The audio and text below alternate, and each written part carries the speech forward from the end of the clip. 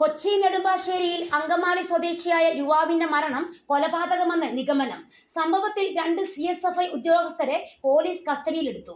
ബുധനാഴ്ച രാത്രിയിൽ ബൈക്കും കാറും കൂട്ടിയിടിച്ചുണ്ടായ അപകടത്തിലാണ് 24-കാരനായ ഐവൻ ജിജോ എന്ന യുവാവ് മരിച്ചതെന്നായിരുന്നു ആദ്യം കരുതിയത്.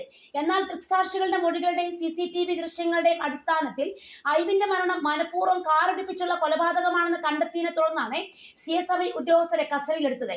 യുവാവിനെ ഇടിച്ച കാർ നെടുമ്പാശ്ശേരി വിമാനത്താവളത്തിലെ CSFI ഉദ്യോഗസ്ഥന്റേതാണ്. ബുധനാഴ്ച രാത്രി 11 മണിക്ക് നായിത്തോട് വെച്ചാണ് സംഭവം ഉണ്ടായത്. യുവാവും CSFI ഉദ്യോഗസ്ഥനായ വിനയകുമാറും തമ്മിൽ വാക്കുതർക്കമുണ്ടായിരുന്നു.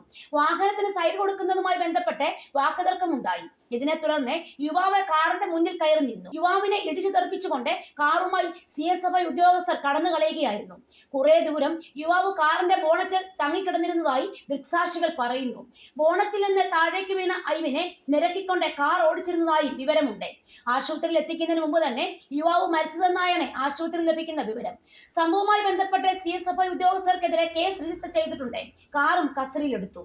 വിമാനങ്ങളിലേക്ക് ഭക്ഷണം വിതരണം ചെയ്യുന്ന സ്ഥാപനത്തിലെ ജീവനക്കാരനാണ് ഐവിൻ. സംഭവം നടന്ന സ്ഥലത്തിന് സമീപത്തുള്ള ഗ്രൗണ്ടിൽ കളിച്ച ശേഷം ബൈക്കിന് സമീപത്തേക്ക് വന്ന സമയത്താണ് വാക്കുതർക്കം ഉണ്ടായത്. വാക്കുതർക്കത്തിന്റെ ദൃശ്യങ്ങൾ ഐവിൻ ഫോണിൽ പകർത്തിയതായാണ് വിവരം. പ്രതി വിനയകുമാർ ആശുപത്രിയിൽ ചികിത്സയിലാണ്.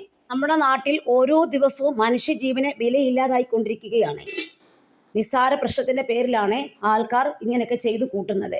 അതുകൊണ്ട് ഇവിടെ കറക്റ്റായിട്ടുള്ള ജെനുവിനായിട്ടുള്ള നടപടികൾ ഇവിടെ നടക്കുന്നില്ല. ഒരു കേസിനും കുറച്ച് ദിവസം കേസെടുക്കും. അത് കഴിയുമ്പോൾ എല്ലാവരും പ്രതികളെല്ലാം അതിന് രക്ഷപ്പെട്ടു പോകുന്ന ഒരു ഇതാണ് നമ്മൾ കണ്ടുകൊണ്ടിരിക്കുന്നത്.